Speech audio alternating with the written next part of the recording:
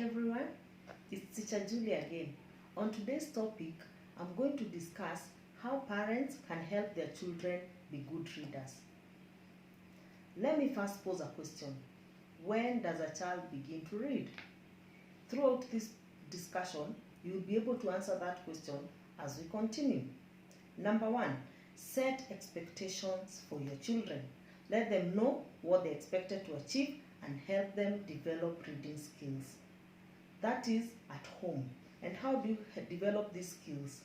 By the simple things that you do by talking to your children. Talk.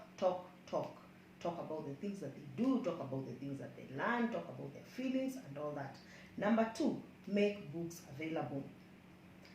Throughout my teaching experience, I have learned that parents want their children to be readers, but they never buy books. Buy books, make a corner for reading for your child. Make learning materials such as library books, newspapers, magazines, and all that available in your home. Number three, read to your children. I will insist on this. Read to your children. Read with them every day. Make it a routine. Don't stop. Children learn through routines, and when you are routined and your child knows that at this particular time you are going to read and there is no stopping, whether it's on a Sunday, on a weekend, on a holiday, read. Talk to your children about what you read.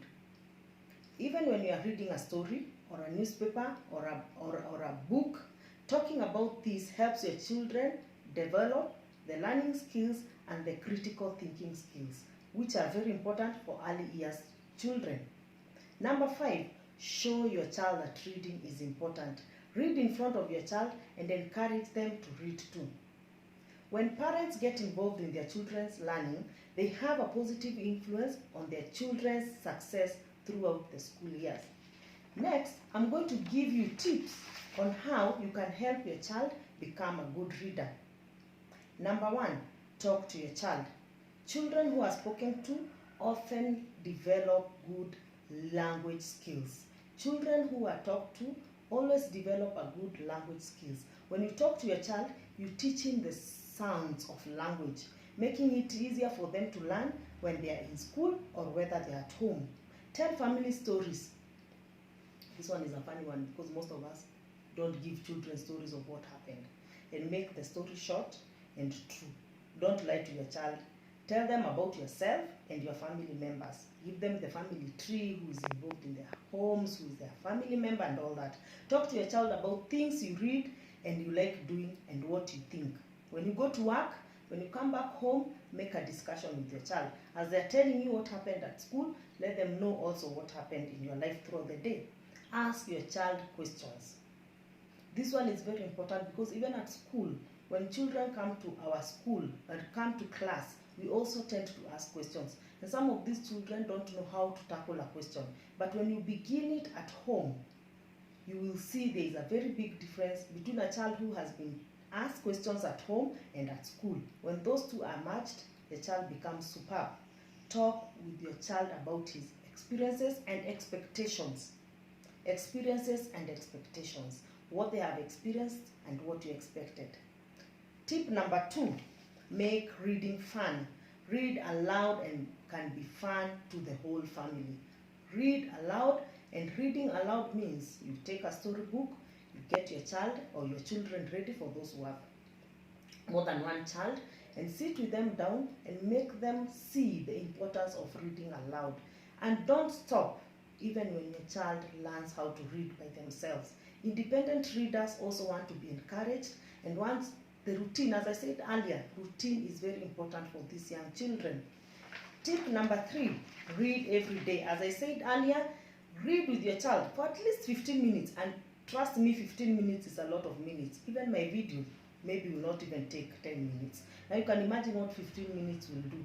When you get home, even if you are tired, just know that you have time set aside for reading with your child. And reading does not necessarily mean you can also sing to your children.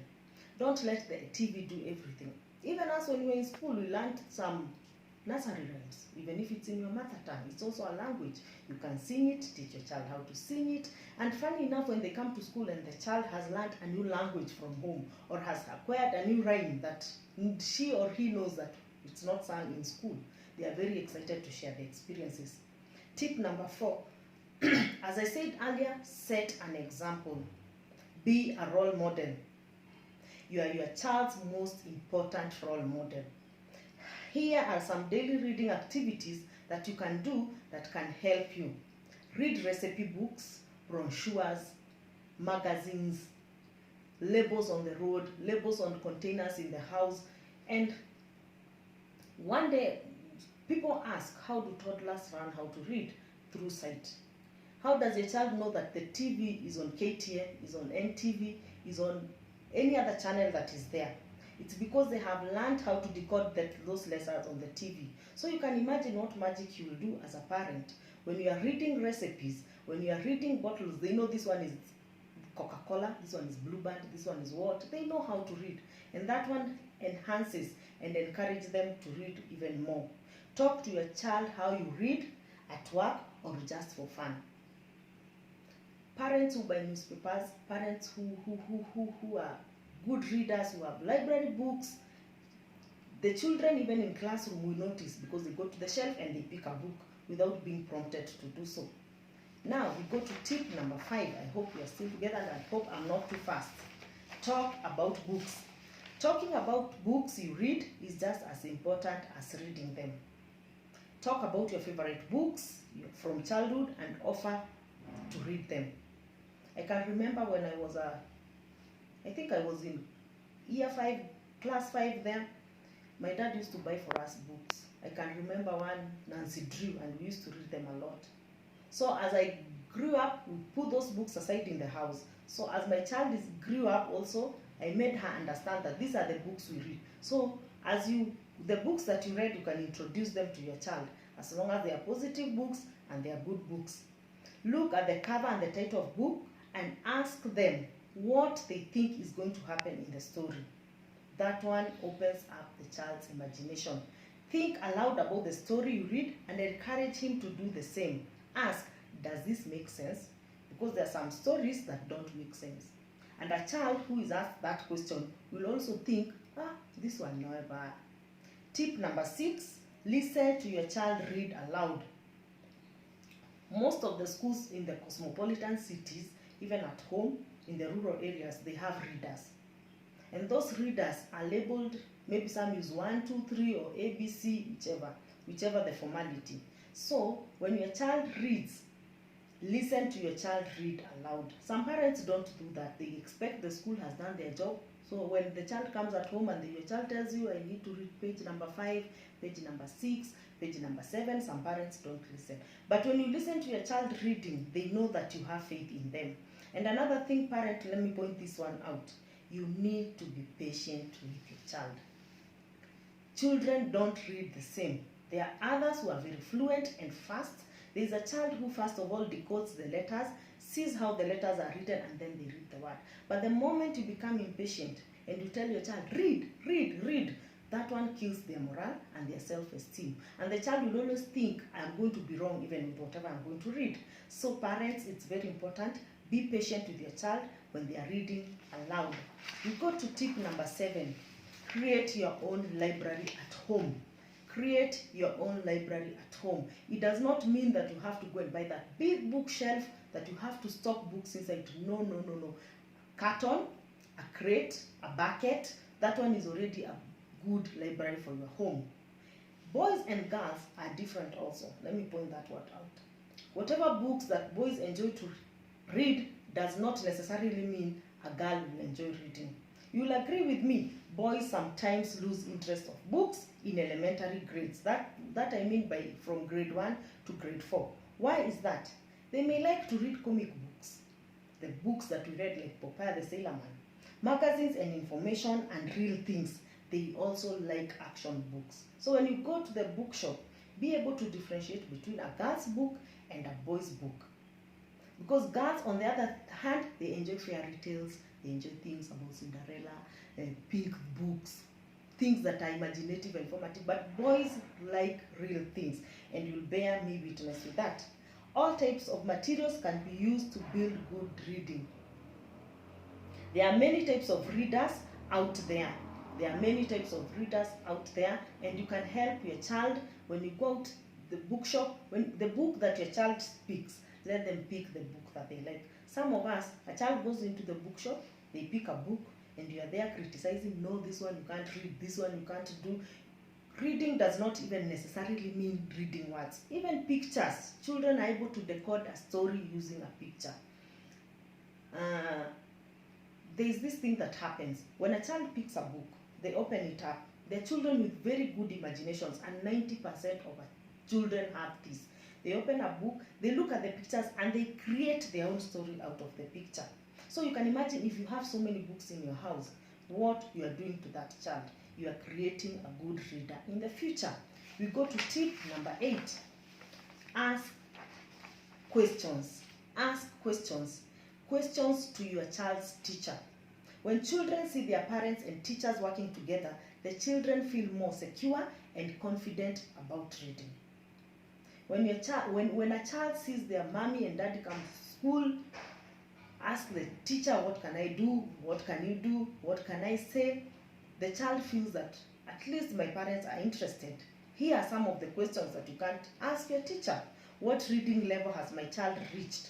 For those schools that use readers, how can I set a reading goal for my child? And a good teacher in class knows each and every child individually and knows what this one can be able to accomplish and what this one can be able to accomplish.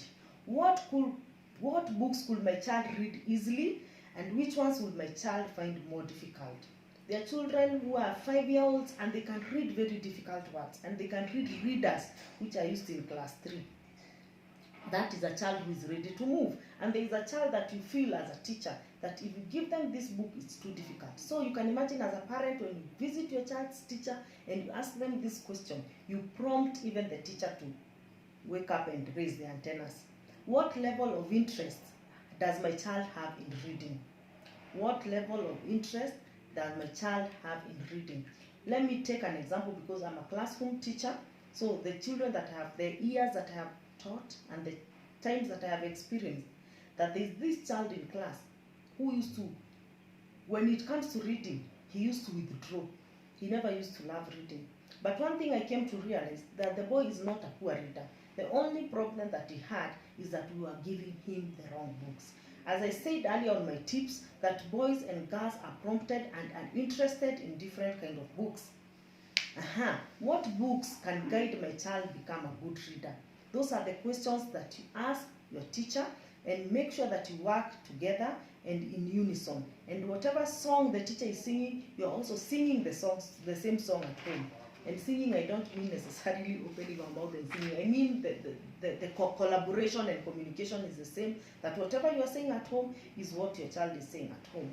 And with these tips, parent, I believe that I have done something and I have prompted something. So in my next video, we are going to talk about the letters and the sounds and how you can help your child become a better reader beginning from the basics. Thank you very much. Be blessed. Stay safe. Don't forget to subscribe to my channel and to watch more videos from me. I'm encouraging you to ask questions on the comment section.